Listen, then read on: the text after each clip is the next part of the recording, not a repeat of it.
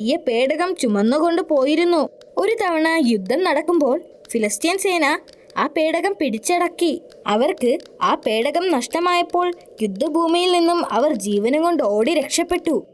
സംഭവിച്ചത് എന്താണെന്ന് രാജാവ് അറിഞ്ഞപ്പോൾ അദ്ദേഹത്തിന് ഹൃദയാഘാതം സംഭവിക്കുകയും ഉടനെ തന്നെ മരിക്കുകയും ചെയ്തു. ഇസ്രായേലിയർക്ക് അവരുടെ രാജാവിനെ നഷ്ടപ്പെട്ടു. ഇടയനില്ലാത്ത ആട്ടിൻപറ്റങ്ങളുടെ അവസ്ഥയായിരുന്നു അവർക്കിപ്പോൾ. സർവശക്തനായ അള്ളാഹു അവരിലേക്ക് ഷമ്മീൽ എന്ന പേരുള്ള പ്രവാചകനെ അയച്ചു. അവരിൽ നിന്ന് ശക്തനായ ഒരു നേതാവിനെ തിരഞ്ഞെടുക്കാൻ ജനങ്ങൾ പ്രവാചകനോട് ആവശ്യപ്പെട്ടു. അവർക്ക് ഫിലിസ്തീൻ സൈന്യവുമായി യുദ്ധം ചെയ്ത് നിയമപേടകം തിരിച്ചെടുക്കണമായിരുന്നു. പ്രവാചകന് അവരുടെ ബലഹീനത അറിയാമായിരുന്നു. യുദ്ധത്തിന്റെ സമയമെത്തുമ്പോൾ നിങ്ങൾ എന്നെ നിരസിക്കുമെന്ന് ഞാൻ ഭയപ്പെടുന്നു, അദ്ദേഹം പറഞ്ഞു. എത്ര ബുദ്ധിമുട്ട് സഹിച്ചാലും അള്ളാഹുവിന്റെ മാർഗത്തിൽ യുദ്ധം ചെയ്യാൻ ഞങ്ങൾ തയ്യാറാണെന്ന് ജനങ്ങൾ പ്രവാചകനോട് ഉറപ്പുകൊടുത്തു. അന്ന് രാത്രി പ്രവാചകൻ അള്ളാഹുവിനോട് മാർഗദർശനത്തിനായി പ്രാർത്ഥിച്ചു. തലൂത്ത് എന്ന പേരുള്ള ഒരു വ്യക്തിയെ അവരുടെ രാജാവായി തിരഞ്ഞെടുക്കാൻ അള്ളാഹു പ്രവാചകനോട് അറിയിച്ചു. എന്നാൽ പ്രവാചകൻ ഇപ്പോൾ ആശയക്കുഴപ്പത്തിലായി. തലൂത്ത് എന്ന വ്യക്തിയെ എങ്ങനെ എനിക്ക് തിരിച്ചറിയാൻ കഴിയും? അദ്ദേഹം അള്ളാഹുവിനോട് ചോദിച്ചു. കുറച്ചു കഴിഞ്ഞാൽ തലൂത്ത് സ്വയം പ്രവാചകന്റെ അടുത്തേക്ക് വരുമെന്ന് അള്ളാഹു പ്രവാചകനോട് പറഞ്ഞു. അപ്പോൾ രാജ്യത്തിന്റെ നിയന്ത്രണം തലൂത്തിന് കൈമാറണമെന്നും നിർദ്ദേശിച്ചിരുന്നു. തലൂത്ത് വളരെ പൊക്കം കൂടിയവനും കരുത്തനും ബുദ്ധിമാനുമായ ദൈവഭക്തിയുള്ള ഒരാളായിരുന്നു. ദൂരെ ഒരു കൃഷിസ്ഥലത്ത് അദ്ദേഹം പിതാവിനോടൊപ്പം താമസിക്കുകയും അദ്ദേഹത്തോടൊപ്പം വയലിൽ ജോലി ചെയ്യുകയും ചെയ്തിരുന്നു. ഒരു ദിവസം തന്റെ ജോലിക്കാരനോടൊപ്പം കാണാതായ കഴുതകളെ അന്വേഷിച്ച് നടക്കുകയായിരുന്നു തലൂത്ത്. അവർ കഴുതകളെ അന്വേഷിച്ച് ദിവസങ്ങളോളം സഞ്ചരിച്ചു. എന്നാൽ അവർക്ക് കഴുതകളെ അന്വേഷിച്ച് കണ്ടെത്താൻ സാധിച്ചില്ല. അവർ യാത്ര ചെയ്ത് ക്ഷീണിച്ചു. ഇത് പ്രവാചകൻ ഷമ്മീൽ നബി അലൈഹിസ്സലാം ജീവിക്കുന്ന സ്ഥലമാണ്. നമുക്ക് അദ്ദേഹത്തെ പോയി സന്ദർശിക്കാം. നഷ്ടപ്പെട്ട കഴുതകളെക്കുറിച്ച് നമുക്ക് അദ്ദേഹത്തോട് ചോദിക്കുകയും ചെയ്യാം, അദ്ദേഹം പറഞ്ഞു. അവർ പ്രവാചകനെ കാണാനായി പോയി. അവസാനം അവർ പറഞ്ഞ സ്ഥലത്തെത്തി. അപ്പോൾ പ്രവാചകന്റെ വീടിന് മുന്നിൽ വലിയൊരു ആൾക്കൂട്ടം അവർ കണ്ടു. പ്രവാചകൻ ആൾക്കൂട്ടത്തിന് മുന്നിൽ നിൽക്കുന്നതും തലൂത്ത് കണ്ടു. തലൂത്ത് ദൂരെ നിൽക്കുന്നത് പ്രവാചകൻ കണ്ടു. ഇസ്രായേലിന്റെ രാജാവായി തിരഞ്ഞെടുക്കപ്പെട്ട തലൂത്ത് ആണതെന്ന് അദ്ദേഹം തിരിച്ചറിഞ്ഞു. തലൂത്ത് ബഹുമാനത്തോടെ പ്രവാചകനെ അഭിവാദ്യം ചെയ്തു. തുടർന്ന് അദ്ദേഹം നഷ്ടപ്പെട്ട കഴുതകളെക്കുറിച്ച് പ്രവാചകനോട് ചോദിച്ചു. വിഷമിക്കേണ്ട, കഴുതകൾ നിങ്ങളുടെ പിതാവിന്റെ സ്ഥലത്തേക്ക് പോയിക്കൊണ്ടിരിക്കുകയാണ്, പ്രവാചകൻ പറഞ്ഞു. ഇസ്രായേൽ ജനതയെ നയിക്കുവാൻ അല്ലാഹു സുബ്ഹാനഹു വ തആല അവനെ തിരഞ്ഞെടുത്തതായി പ്രവാചകൻ തലൂത്തിനോട് പറഞ്ഞു. അദ്ദേഹം ഏറ്റെടുക്കേണ്ട ചുമതലകളെക്കുറിച്ച് പ്രവാചകൻ അദ്ദേഹത്തോട് പറഞ്ഞു. അവരെയെല്ലാം ഒറ്റക്കെട്ടായി നിർത്തുകയും ശത്രുക്കളിൽ നിന്നും അവരെ സംരക്ഷിക്കുകയും ചെയ്യണമെന്ന് ഷമ്മീൽ നബി അലൈഹിസ്സലാം അദ്ദേഹത്തോട് പറഞ്ഞു. അയാൾക്ക് വാഗ്ദാനം ചെയ്ത ഈ ബഹുമതി കേട്ട് തലൂത്ത് അമ്പരന്നു. അതൊരു വലിയ ഉത്തരവാദിത്വമായിരുന്നു. തങ്ങൾ ബെന്യാമിന്റെ ഗോത്രവർഗത്തിൽ പെട്ടവനാണെന്നും നേതൃസ്ഥാനം വഹിക്കാൻ അദ്ദേഹത്തിന് അറിയില്ല എന്നും അതിനുള്ള സമ്പത്തും അദ്ദേഹത്തിന് ഇല്ല എന്നും അദ്ദേഹം പ്രവാചകനോട് പറഞ്ഞു. അത് അള്ളാഹുവിന്റെ കൽപ്പനയാണ്. നിങ്ങൾ തന്നെ രാജാവാകണം.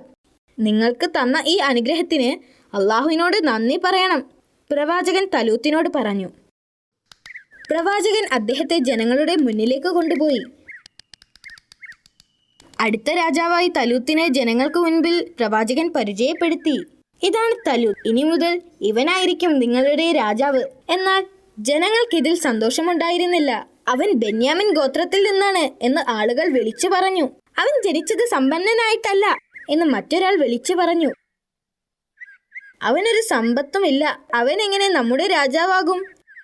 എന്നാൽ പ്രവാചകൻ ശാന്തമായി പറഞ്ഞു, തലൂത്തിനെ നിങ്ങളുടെ രാജാവായി അള്ളാഹു നിയമിച്ചതാണ്. അള്ളാഹു ഇവന്റെ കഴിവും അറിവും വർദ്ധിപ്പിക്കും. അള്ളാഹു അവൻ ഉദ്ദേശിച്ചവർക്ക് അവന്റെ ആധിപത്യം നൽകും. അവൻ സർവജ്ഞാനിയാണ്. ജനങ്ങൾ വീണ്ടും അതിനെ എതിർത്തു. ഞങ്ങൾ ഇത് വിശ്വസിക്കാൻ ഞങ്ങൾക്ക് തെളിവ് ആവശ്യമുണ്ട്, ഒരാൾ പറഞ്ഞു. പ്രവാചകൻ അത് സമ്മതിച്ചു. അദ്ദേഹം അവരോട് നഗര കവാടത്തിലേക്ക് പോകാൻ ആവശ്യപ്പെട്ടു. എന്തൊരു അത്ഭുതം! ജനങ്ങൾ നഗര കവാടത്തിലെത്തിയപ്പോൾ അവിടെ മൂസാ നബി അലൈഹി ഇസ്ലാമിന്റെ തിരുശേഷിപ്പുകൾ അടങ്ങിയ പേടകം അവരവിടെ കണ്ടു. ഇപ്പോൾ ജനങ്ങൾ അദ്ദേഹത്തെ വിശ്വസിക്കുകയും തലൂത്തിനെ രാജാവായി നിയമിക്കാൻ സമ്മതിക്കുകയും ചെയ്തു. അങ്ങനെ തലൂത്ത് രാജാവായി നിയമിതനായി. അയാൾ തന്റെ സൈന്യത്തെ സംഘടിപ്പിച്ചു. ഉത്തരവാദിത്തങ്ങളൊന്നുമില്ലാത്തവർ മാത്രം സൈന്യത്തിൽ ചേർന്നാൽ മതിയെന്ന് അദ്ദേഹം ആജ്ഞാപിച്ചു. വിവാഹം കഴിച്ചവർ, ജോലിക്കാർ, കച്ചവടക്കാർ ഇവരൊന്നും സൈന്യത്തിൽ ചേരേണ്ട എന്നും അദ്ദേഹം പറഞ്ഞു. അദ്ദേഹം അവർക്ക് കഠിന പരിശീലനവും കർശന നിയമങ്ങളും നൽകി. കുറച്ച് ദിവസങ്ങൾ കഴിഞ്ഞ് തലൂത്ത് ഫിലിസ്തീനരോട് യുദ്ധം ചെയ്യാൻ തയ്യാറായി. അവർ മരുഭൂമിയിൽ കൂടി ദിവസങ്ങളോളം സഞ്ചരിച്ചു.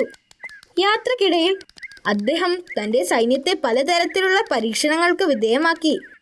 ദിവസങ്ങൾ സഞ്ചരിച്ചതിനു ശേഷം അവർ ഒരു പുഴയുടെ തീരത്തെത്തി. അപ്പോൾ അദ്ദേഹം തൻ്റെ സൈന്യത്തെ ഒന്ന് പരീക്ഷിക്കാൻ തീരുമാനിച്ചു. ഇതിൽ നിന്ന് വെള്ളം കുടിക്കുവാൻ നിങ്ങളെ അനുവദിച്ചിരിക്കുന്നു. എന്നാൽ നിങ്ങളുടെ ദാഹം ശമിപ്പിക്കാൻ വേണ്ടി മാത്രമാണ്. അതിലപ്പുറം കുടിക്കരുത്, അദ്ദേഹം അവരോട് കൽപ്പിച്ചു. എന്നാൽ പടയാളികൾ വളരെ ക്ഷീണിതരായിരുന്നു. അവരിൽ പലരും ആവശ്യമുള്ളതിനേക്കാൾ കൂടുതൽ വെള്ളം കുടിച്ചു. ഇത് കണ്ടപ്പോൾ തലൂത്ത് നിരാശനായി. അദ്ദേഹത്തെ അനുസരിക്കാത്തവരെ ഉടൻ തന്നെ പറഞ്ഞുവിട്ടു. ആത്മാർത്ഥത തെളിയിച്ചവരെ മാത്രം അദ്ദേഹം നിലനിർത്തി. ഇതുപോലെ അയാൾ തൻ്റെ സൈന്യത്തെ പല പരീക്ഷണങ്ങൾക്കും വിധേയമാക്കിക്കൊണ്ടേയിരുന്നു. അവർ ഫിലിസ്തീനിലെ സൈന്യവുമായി മുഖാമുഖം വന്നപ്പോൾ 30 പടയാളികൾ മാത്രമേ ബാക്കിയുണ്ടായിരുന്നുള്ളൂ. ശത്രു സൈന്യത്തെ നയിച്ചിരുന്നത് ഫിലിസ്തീനിൽ നിന്നുള്ള യുദ്ധവീരനായ ഗോലിയാത്തായിരുന്നു. അയാൾ വലിയ ശക്തനും ഭീമാകാരനുമായിരുന്നു. ഇത്രയും വലിയ സൈന്യത്തെ കണ്ട ഉടനെ തന്നെ തലൂത്തിന്റെ സൈന്യത്തിൽ നിന്നും കുറേ പേർ ഓടിപ്പോയി. ഗോലിയാത്ത് ഒറ്റക്കൊറ്റക്ക് പോരാടാൻ തലൂത്തിന്റെ സൈന്യത്തെ വെല്ലുവിളിച്ചു. സൈന്യങ്ങളെല്ലാം ഒരുമിച്ച് പോരാടുന്നതിന് പകരം ഒറ്റക്കൊറ്റക്ക് പോരാടുന്നത് ആ കാലത്തെ ഒരു രീതിയായിരുന്നു. തലൂത്തിന്റെ സൈന്യത്തിൽ നിന്നും ഒരാൾ പോലും സ്വയം മുന്നോട്ട് വന്നില്ല. അപ്പോഴാണ് അവരുടെ കൂട്ടത്തിൽ നിന്നും തീരെ ചെറിയ ഒരു യുവാവ് മുന്നോട്ട് വന്നത്. ഗോലിയാത്തിനോട് പോരാടാൻ തയ്യാറാണെന്ന് അറിയിച്ചു. ആ യുവാവിന്റെ ധൈര്യത്തിൽ രാജാവിന് സന്തോഷം തോന്നി. ഈ ചെറിയ ബാലൻ എങ്ങനെ ഭീമാകാരനായ ഗോലിയാത്തിനെ നേരിടും? ആ യുവാവിന്റെ ആത്മധൈര്യവും ദൃഢവിശ്വാസവും കണ്ടപ്പോൾ രാജാവ് അവനെ ശത്രുവിനെ നേരിടാനുള്ള ഒരു അനുവാദം നൽകി. ആ ബാലൻ മറ്റാരുമായിരുന്നില്ല, പ്രവാചകൻ ദാവൂദ് നബി അലൈഹിസ്സലാം ആയിരുന്നു. അത് അല്ലാഹു സുബ്ഹാനഹു തആലയുടെ സഹായത്തോടെ ഭീമാകാരനായ ഗോലിയാത്തിനെ ദാവൂദ് നബി അലൈഹിസ്സലാം പരാജയപ്പെടുത്തി. ഷമീൽ നബി അലൈഹിസ്സലാം പ്രവചിച്ചതുപോലെ താലൂത്ത് വിജയിയായി നഗരത്തിലേക്ക് മടങ്ങി വന്നു.